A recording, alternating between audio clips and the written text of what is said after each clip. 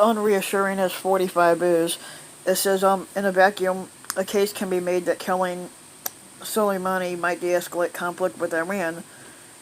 That is initially what 45 said the aim was. We took action last night to stop a war. That's what he claimed, but he technically started a war. There are more and less believable versions of this. No one should kid himself into thinking that the majority of Iranians will be pleased at this action, or that it will weaken the regime's grip on the Iranian people. On the contrary, even people with despicable governments like the U.S. right now, because we got 45 in there, tend to rally toward their leaders when they feel threatened or under siege from outside. And the Iranian Revolution still has true believers that were out in the street mourning the death of Soleimani.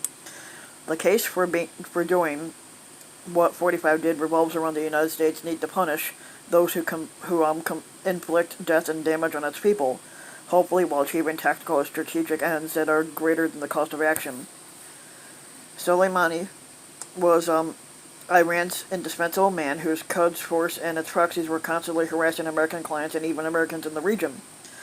In recently leaked Iranian cables, high-level sources in the Iranian government are shown worrying about Soleimani's aggressive methods and whether they were keeping the Americans more engaged in Iraq and focused on Iran than Tehran wished. America needed to respond to an increasing tempo of provocation from Iran, including the death of an American contractor and the wounding of a handful of servicemen. Striking him may simultaneously hamper Iran's effectiveness in using proxy forces. It says they retain American honor and perhaps allow the United States to do what the squatter claims to want, make an orderly exit from unproductive wars. In fact, the strongest case for 45's realism is that he is simply incapable of being educated into the wisdom of Washington, D.C., which is held that malefactors don't have to be punished with limited strikes, but instead that their entire government and society surrounding them can be transformed through limitless commitments. There are problems with the case, of course. First, 45 has proven almost unwilling to put an exit into America's exit strategy.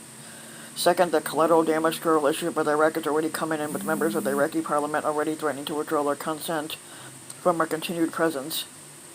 That would be a shameful exit for us, although one we should take. There's also the notorious unreliability of America's intelligence in the Middle East or anywhere, and there's the larger fact that since America's withdrawal from the Iran deal, the nation's policy toward Iran seems to be one of drifting toward war lazily and thoughtlessly, making unreasonable demands, imposing sanctions, and then watching Iranian provocations roll in.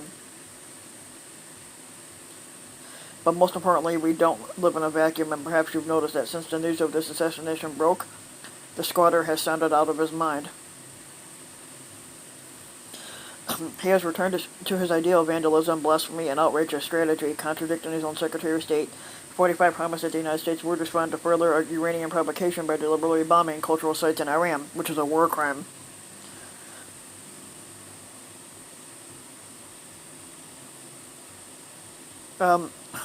They're allowed to kill our people, they're allowed to torture and maim our people, they're allowed to use roadside bombs and blow up our people, and we're not allowed to touch their cultural sites, he said. It doesn't work that way. Technically, it does.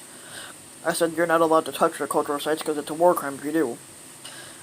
This disgusting threat in many ways is worse than his promises of fire and fury in North Korea. The punishment would fall not on the government nor on the military that tortures and maims, but on the whole Iranian people, and in reality all of humanity that has an interest in the preservation of great treasures of antiquity, of which there are many in Iran. These are jewels of ancient civilization that ought to outlast Iran's current government, and which deserve a better custodian than the mullahs. That aside, the threat carries zero strategic value for us while offering infinite propaganda value for the Iranian regime. 45 wasn't done. These media posts will serve as a notification to the United States Congress that should Iran strike any U.S. person on target, the United States will quickly and fully strike back, and perhaps in a disproportionate manner. The squatter tweeted, in this he reveals he has heard about language of proportionality, but doesn't understand its place in just war theory. Proportionality is not about returning an equal or ever so slightly more forceful slap to someone who slapped you. Proportionality is about using the appropriate amount of force to achieve the desired end. This unhinged rhetoric is not just dangerous in itself, it's unproductive. NATO members put out statements supporting America's decision to strike at Soleimani, statements that read as if a stage director had scrawled the word cringe and margins. They are tempered precisely because the public the publics of our various European allies find 45's rhetoric crazy, and unlike Americans, they are not inclined to lower their standards of sanity to accommodate his. They may also remember that the last two expansions of American hostilities in the Middle East create the refugee crisis and a wave of terrorism their way.